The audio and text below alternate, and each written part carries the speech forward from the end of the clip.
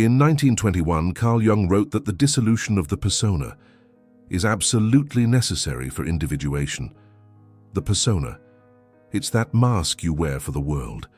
And Jung discovered that there comes a time when that mask, it just can't stay in place anymore. It cracks and it falls. And no matter how hard you try to put it back on, your face has changed. The mask simply doesn't fit. Fast forward to 2024, Andrew Huberman confirmed this with neuroimaging.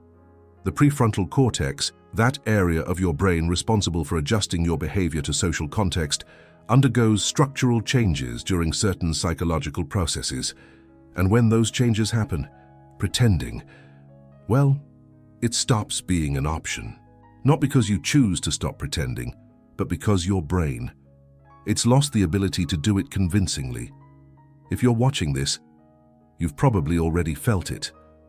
That moment when someone asks how you're doing, and the automatic, "I'm fine," it just won't come out of your mouth. Or it does, but it sounds so hollow, so fake, that even you can tell.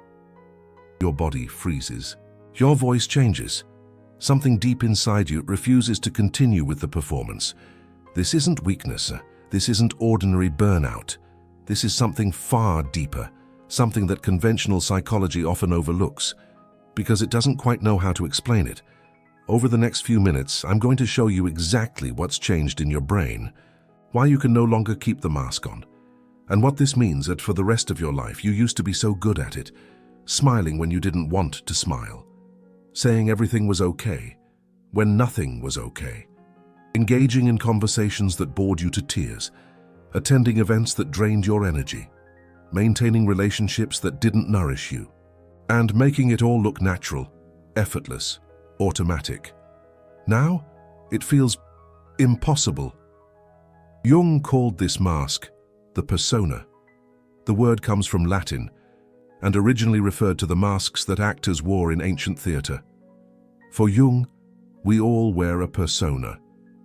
It's a compromise between who we really are and what society expects of us. The persona isn't necessarily bad.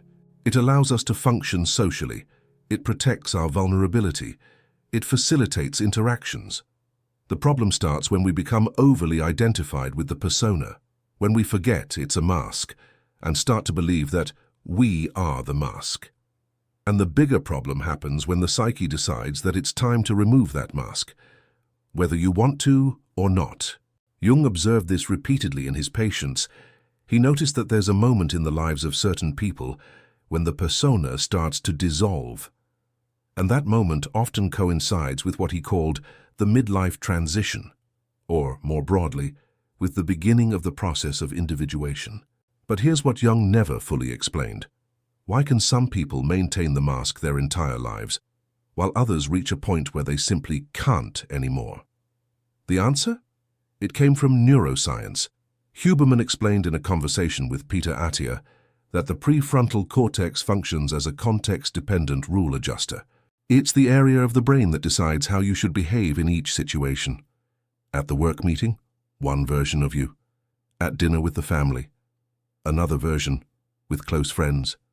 Another version still, with strangers, yet another. The person who's good at pretending has a highly efficient prefrontal cortex in this function.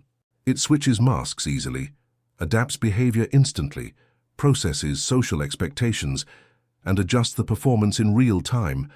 But researchers discovered something crucial. This kind of processing has an enormous metabolic cost, and certain psychological events can overwhelm the system to the point where it can no longer sustain the performance. When that happens, the prefrontal cortex starts to prioritize, and the first thing it cuts? The pretense, because pretending is too expensive when resources are scarce. Do you remember when it became difficult to pretend? It was probably after a period of intense stress or a trauma, or a loss, or a moment of profound realization about who you really are. The brain went into energy conservation mode and decided that maintaining the mask was no longer a priority. But there's more. And this is what Huberman revealed that changes everything. The brain doesn't just stop investing energy in pretending, it develops an aversion to pretending. The neural circuits that once facilitated social performance start to generate discomfort when activated. What was once automatic now causes a negative physical reaction. You know what I'm talking about. That feeling of nausea when you have to go to a social event where you'll have to fake it. That weight in your chest when someone expects a response from you that isn't true. That anticipatory exhaustion just thinking about having to wear the mask. That's your brain warning you. Stop doing this. The cost is too high. Jung called this moment the collapse of the conscious attitude. According to him, when the persona begins to dissolve, the person is thrown by the unconscious. Old patterns stop working. Strategies that always worked fail. And the person finds themselves in a state of disorientation. Hold on, because what I'm about to reveal about what happens in your body when you try to pretend after the mask has broken is going to explain a lot. Researchers at Stanford discovered that there's a direct connection between the prefrontal cortex and the hypothalamus. The hypothalamus controls the body's stress responses. When the prefrontal cortex detects that you're doing something that violates your integrity, it sends signals to the hypothalamus. These signals activate the HPA axis, the stress system. Cortisol is released. Heart rate increases. Breathing becomes shallow. You enter fight or flight mode, not because there's an external danger, but because your brain interprets pretending as an internal threat. This explains why you feel physically ill when you try to maintain the mask. It's not psychosomatic in the sense of being imaginary. It's a real physiological response to a violation of authenticity.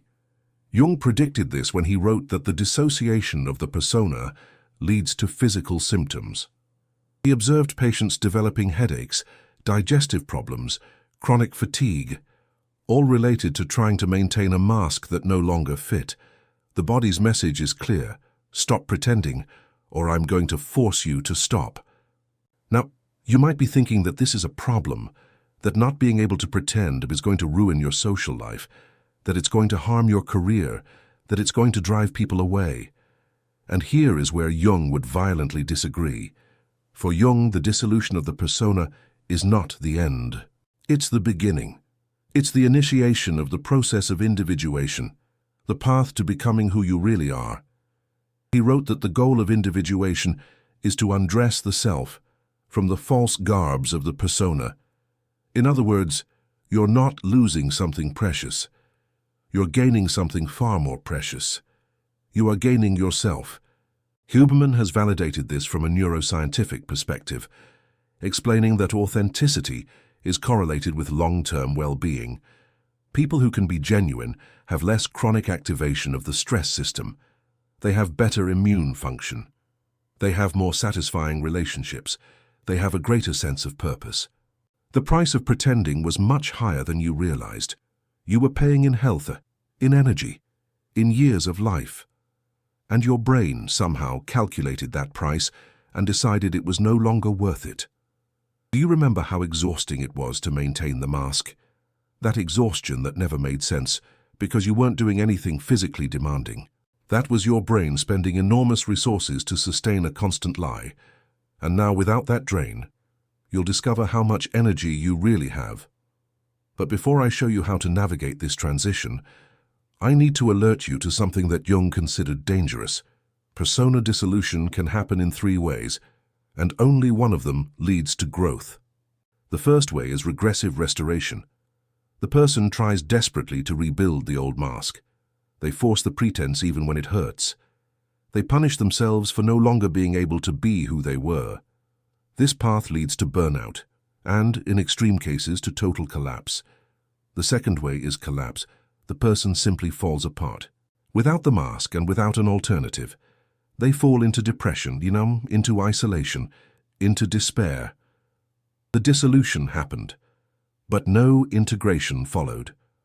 The third way is conscious individuation. The person recognizes that the old mask has died. They allow themselves to grieve for that lost identity.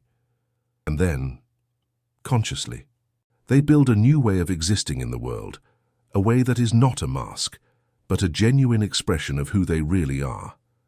Huberman would add that this third way requires active neuroplasticity. The brain needs to create new patterns, new circuits for social interaction that don't depend on pretense. This takes time, it takes practice, it takes intention. Here is the protocol that emerges when we combine Jung and Huberman. First, accept that the old mask is dead. Stop trying to resurrect it. Stop punishing yourself for not being able to be who you were. That person fulfilled their function. They protected you until now, but they no longer serve you. Thank them, and let them go. Second, allow the period of disorientation. Jung called this Nekia, the descent into the underworld. There will be a time when you don't know who you are, don't know how to present yourself to the world, don't know what is genuine and what is performed. This is normal. This is necessary. Don't try to skip this phase. Third, observe without judging. Pay attention to which interactions drain you and which energize you, which relationships demand a mask and which allow authenticity, which environments force performance and which allow being. This data will show you where you can exist as you really are. Fourth, start small. Choose a low-risk situation and practice being genuine. It could be answering honestly when someone asks how you are. It could be refusing an invitation you don't want to accept. It could be expressing an opinion you would normally hide. Each act of authenticity strengthens the new neural circuits. Fifth, build a new conscious persona. This is crucial, and where many go wrong. Individuation does not mean living without a mask at all. It means having a mask that is a true expression of who you are, not a falsification. Jung wrote that the persona restored after individuation becomes a true reflection of the inner individuality. You will still have a way of presenting yourself to the world, but that way will be chosen, not imposed. It will be flexible, not rigid. It will be yours, not a copy of what others expect. Huberman would say that this process is literally sculpting new brain circuits. Neuroplasticity allows you to create completely new ways of interacting socially, ways that don't activate the stress system, ways that don't cost excessive energy, ways that sustain instead of drain. Now I need to reveal something that no one talks about regarding this process.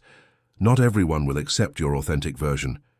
People who got used to your mask will find it strange when the mask falls.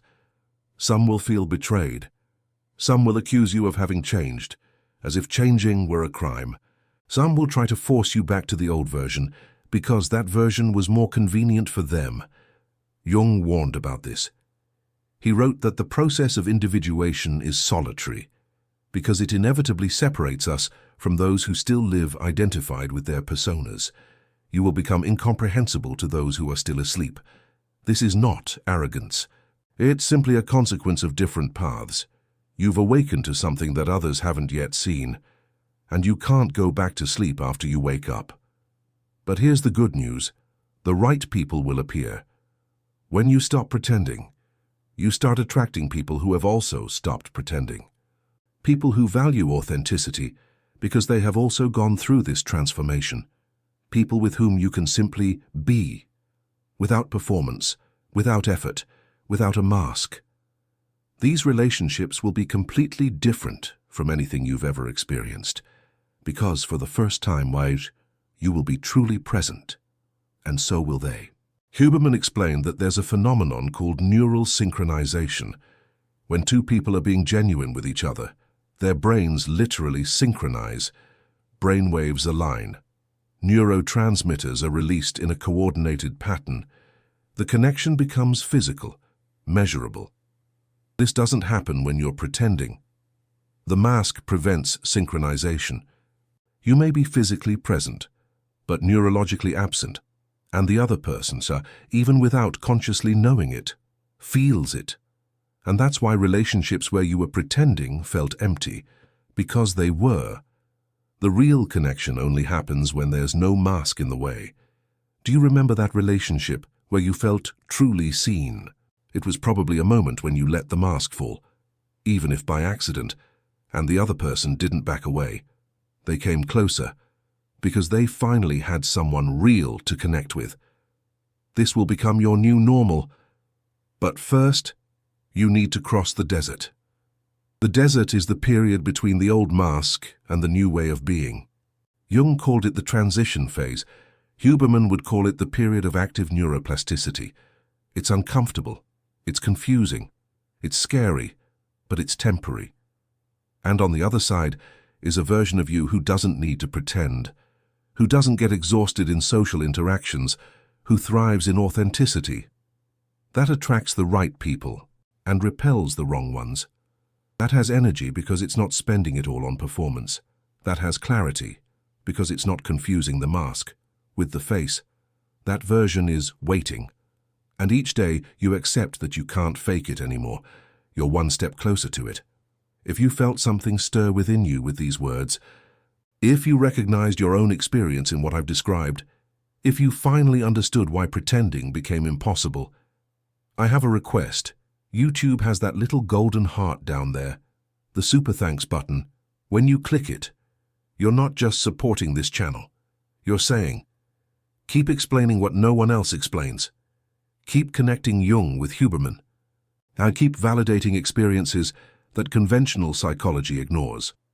Each super thanks allows me to dedicate more time to research, more time to create content that really helps, more time to translate neuroscience into something that makes sense for your life. You discovered today why you can't fake it anymore. That has value. And if it has value for you, consider showing it.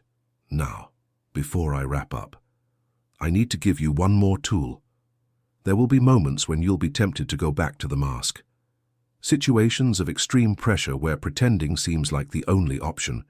In those moments, remember what your body told you. The nausea, the weight in your chest, the anticipated exhaustion.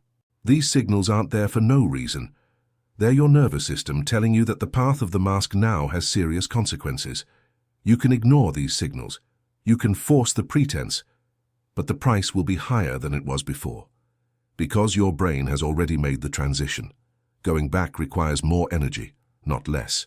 Jung would say that trying to restore a persona that has already died is a form of neurosis. It's fighting against the natural direction of the psyche. It's swimming against the current of who you are, becoming. The courage isn't in continuing to pretend. The courage is in stopping. And when you stop, you discover something surprising. The world doesn't crumble. People don't run away. In fact, many get closer because there's finally someone real there, someone to connect with. Truly, you spent years believing you needed the mask to be accepted. The truth is, the mask was exactly what prevented real acceptance. Because no one can accept who you don't show, now you have no choice. The mask has fallen, and that's the best thing that could have happened to you. Jung ended his writings on the persona with a reflection that I want to leave with you. He said that after individuation, the persona becomes a tool, not a prison. You can use it when necessary. You can adjust it to the context. But you'll never forget that it's just a mask. And you'll never confuse the mask with the face again. That's your future, a life where you choose how to present yourself, where authenticity is the standard, not the exception, where relationships are real, because you are real. You've already started this journey. The fact that you can't fake it anymore proves it. Now, just keep going. When was the exact moment you realized you couldn't pretend anymore? Was it a specific event, or did it happen gradually? Write it in the comments. Because each shared story helps others recognize that they're not alone in this transition. And sometimes, knowing that others have gone through the same thing is all we need to have the courage to continue.